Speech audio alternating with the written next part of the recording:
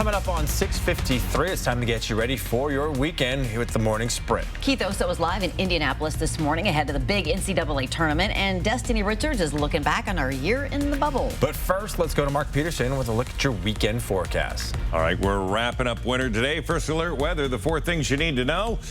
Going to be a few showers yet this morning, so it's going to be all right. Clouds and breezy yet today, tomorrow. Cooler weekend expected, but more rain showers expected for Monday. We look at the live Doppler radar, and you can see in and around Spokane some still scattered showers, but nothing organized, and nothing's going to hang out too long. A major development today in the push to reopen schools. The CDC is issuing new guidance when it comes to social distancing.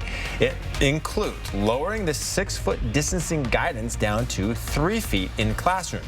New studies released show that transmission of COVID can still remain low at a 3-foot distance when other mitigation factors like mask wearing and hand washing are in place. Makes you wonder what will happen with local 5th through 12th graders. We have encouraging news on the vaccine front. President Biden says his goal of administering 100 million doses in the first 100 days of his presidency will be accomplished today, 42 days early. Last week, the president directed states to make doses available to all adults no later than May 1st, a deadline that many states, including Washington, say they'll have no trouble meeting. 2 million more people are about to be eligible for the COVID vaccine in Washington on March 31st.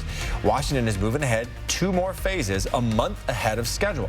Here's who will be eligible at the end of the month. Anyone 16 or older with 2 or more comorbidities, meaning diseases or medical conditions, and everyone between 60 and 64, people living in congregate settings like a group home, correctional facilities, and the homeless. Finally, more essential workers, and specifically restaurants, manufacturing, and construction workers. You now have another way to find the next available vaccine appointment near you. The Washington Department of Health launched this new vaccine locator site to help you find appointments within a 50-mile radius.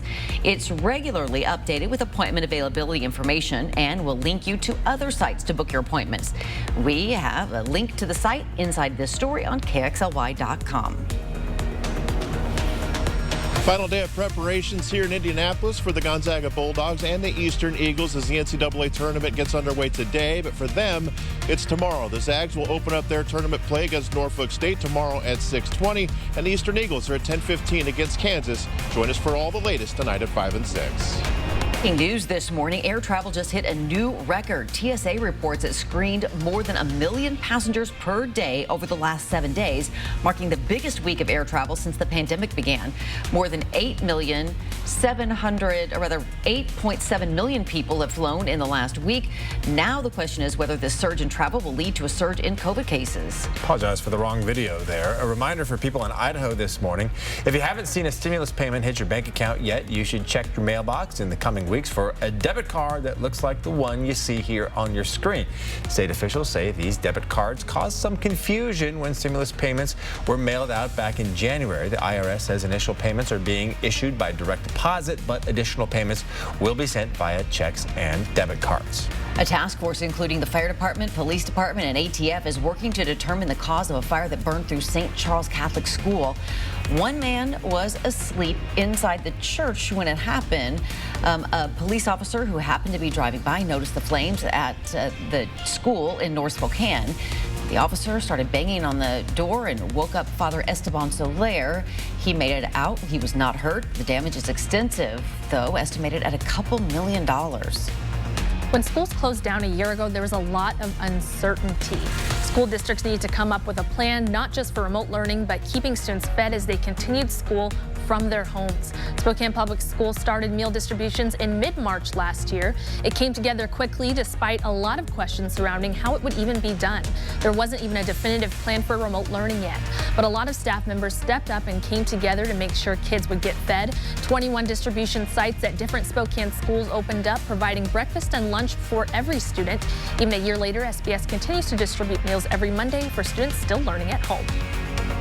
Again, we appreciate their efforts. Second Harvest is also stepping up to help families in need. The need was greater than it expected. At times, families waited in line at food banks for up to 3 hours. Because of the high demand, Second Harvest tripled the amount of mobile markets it held. In 2020, Second Harvest gave more than 52.9 million pounds of food. That was a 58% increase from 2019. If you're in need of food, Second Harvest is still doing these mobile markets. You can find a list of the next events on our website at KXLY.com.